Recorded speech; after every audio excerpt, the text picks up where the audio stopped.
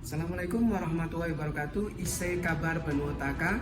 Perkenalkan, nama saya Yuniawan. Saya peserta Latsar CPNS tahun 2023 dari angkatan 87 kelompok 1. Saya akan memaparkan sebuah video sosialisasi manajemen risiko, bimbingan teknis dan pendampingan penilaian risiko perangkat daerah tahun 2023 pada pemerintah Kabupaten Penajam Pasir Utara. Ini bertempat di kantor Inspektorat Daerah pada hari Kamis tanggal 9 Februari tahun 2023 dengan judul Monitoring dan Evaluasi terhadap hasil penilaian maturitas penyelenggaraan SPIP terintegrasi pemerintah Kabupaten Penajam Pasir Utara tahun 2022. Nah, ini kita bisa melihat surat LHP dari Badan Pengawasan Keuangan dan Pembangunan Provinsi Kalimantan Timur. Berdasarkan surat ini, SPIP pada pemerintah Kabupaten Penajam Pasir Utara berada di level 2 berkembang dengan nilai total 2,651 dan skor manajemen risiko indeks sebesar 2,625 serta skor IEPK sebesar 2,354 dengan rincian sebagai berikut. Nah, dari rincian ini kita bisa melihat yang kita garis bawahi di sini adalah manajemen risiko indeksnya 2,625. Ini menjadi penurunan dari tahun lalu, di mana tahun lalu kita memperoleh 3,01. Jadi ini terjadinya penurunan nilai manajemen risiko indeks. Nah, di sini saya sudah meng-highlight untuk berdasarkan hasil penilaian tersebut terdapat beberapa hal yang perlu diperhatikan. Nah, pada poin 2, penilaian struktur dan proses. Pada poin B, C, D, dan E, manajemen risiko belum ditetapkan sebagai indikator kinerja pada dokumen perencanaan. Kemudian struktur pengelola manajemen risiko belum dibentuk. Pimpinan OPD belum seluruhnya mengalokasikan anggaran untuk berproses pada manajemen risiko. Sebagian besar OPD belum menyusun risk register dan rencana tindak pengendalian pada level strategis. Nah, ini laporan hasil pemeriksaan secara keseluruhan dari SPIP terintegrasi tahun 2023 pada pemerintah Kabupaten Penajam Pasir Utara. Dengan total skor semuanya adalah 2,625, di mana level maturitas kita menurun. Nah, dalam agenda rapat yang sudah dilanjutkan, dilakukan menindaklanjuti surat BPKP nomor sekian pada tanggal 2 Desember tahun 2022 tentang hasil cepat penilaian maturitas penyelenggaraan SPIP terintegrasi pada pemerintah Kabupaten Penajam Pasir Utara. Sosialisasi penerapan manajemen risiko. Kemudian yang ketiga, bimbingan teknis penyusunan daftar risiko. Kemudian yang terakhir adalah pendampingan penyusunan daftar risiko. Output yang akan dicapai adanya dokumen manajemen risiko OPD tahun 2023 berdasarkan dokumen pelaksanaan anggaran tahun 2023. Mengidentifikasi dan menganalisis risiko, menyusun daftar risiko, rencana tindak pengendalian, dan peta risiko. Sosialisasi penerapan manajemen risiko. Nah, dasarnya adalah peraturan pemerintah nomor 60 tahun 2008 tentang sistem pengendalian intern pemerintah atau SPIP dengan rincian sebagai berikut. SPI didefinisikan sebagai proses yang integral pada tindakan dan kegiatan yang dilakukan secara terus-menerus oleh pimpinan dan seluruh pegawai dan memberikan keyakinan yang memadai atas tercapainya tujuan organisasi melalui kegiatan yang efektif, efisien, keandalan pelaporan keuangan, pengamanan aset negara, serta ketaatan terhadap perundang-undangan yang berlaku. Nah, dasarnya adalah peraturan SPIP nomor 60 tadi yang tahun 2008 yang sudah kita bacakan. Yang poin pentingnya ada di pasal 13 ayat 1 bahwasanya pimpinan instansi pemerintah wajib melakukan penilaian risiko berupa identifikasi risiko dan analisis risiko. Konsep resiko. Resiko adalah kemungkinan kejadian yang mengancam pencapaian tujuan dan sasaran perangkat daerah. Penilaian resiko adalah kegiatan penilaian atas kemungkinan kejadian yang mengancam pencapaian sasaran organisasi dan tujuan kegiatan. Identifikasi risiko adalah kegiatan mengidentifikasi seluruh risiko atau potensi risiko yang dapat mempengaruhi pencapaian tujuan sasaran organisasi yang dilakukan melalui proses yang sistematis dan terukur.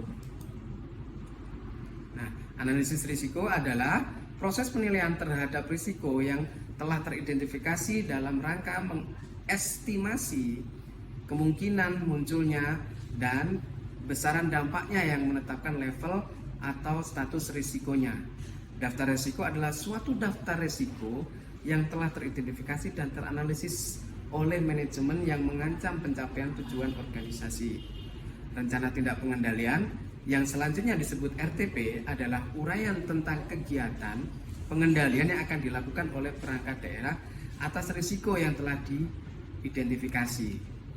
Nah, demikian sosialisasinya. Kemudian dilanjutkan dengan bimbingan teknis.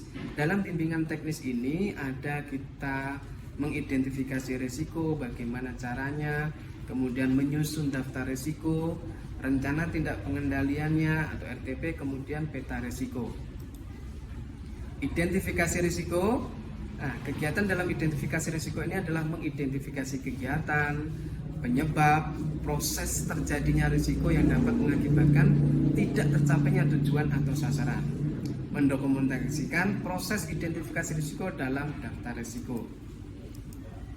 Nah, bisa kita lihat di sini dalam identifikasi risiko kita harus menetapkan konteks.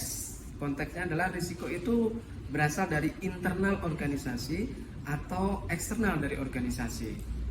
Setelah penentuan konteks maka akan ke tujuan. Tujuannya strategis kegiatan.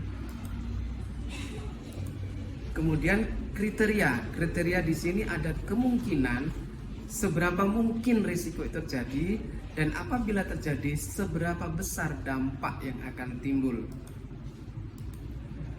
Kemudian kita identifikasi risikonya. Nah, dari identifikasi risiko ada dampak, penyebab atau faktor, lokasi, waktu, dan proses atau kronologinya.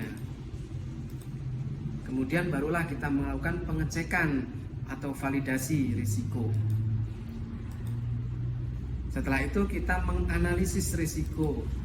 Nah, levelnya ada di seberapa tingkat dan kemudian level dampaknya ada di seberapa tingkat.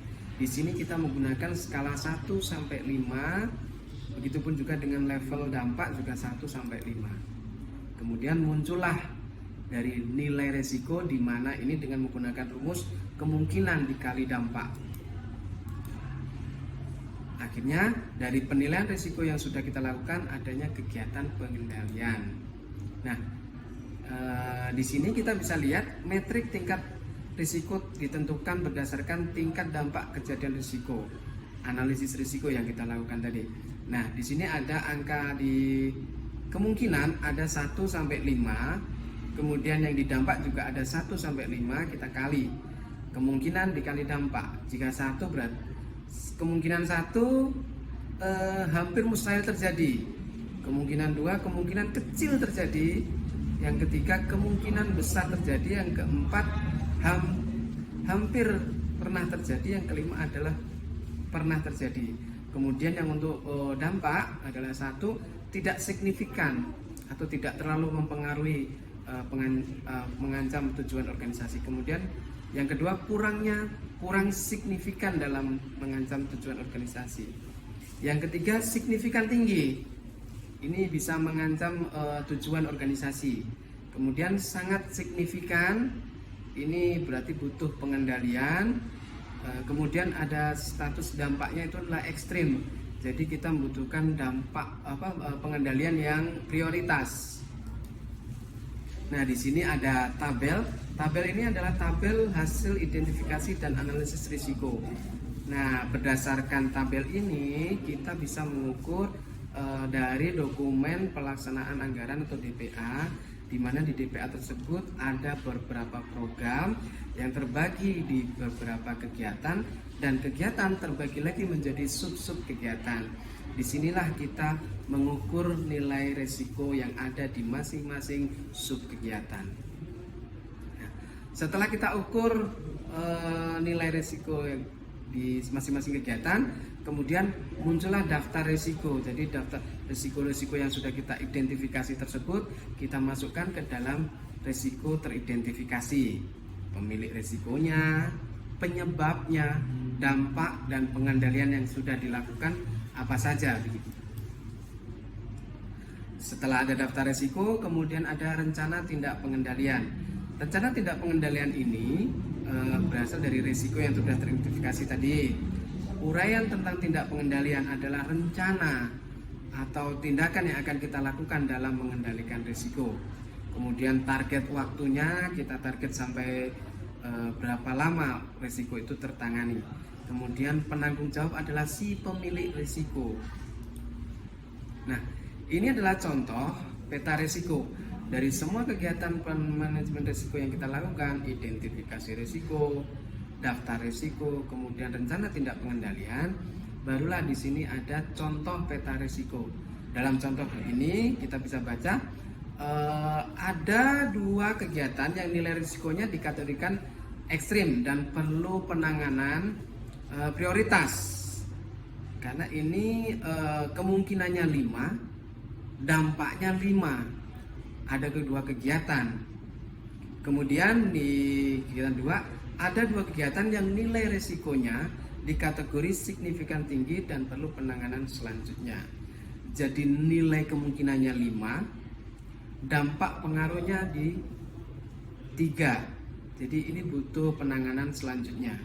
Namun tidak ekstrim, berarti belum sampai ke penanganan prioritas. Nah, kemudian kita ambil contoh lagi. Ada 7 kegiatan yang nilai risikonya di kategori tidak signifikan, jadi risiko dapat diterima dan pengendaliannya cukup dipantau saja. Nah, dari kita belajar tadi identifikasi risiko, daftar risiko, analisis risiko, kemudian ada peta risiko.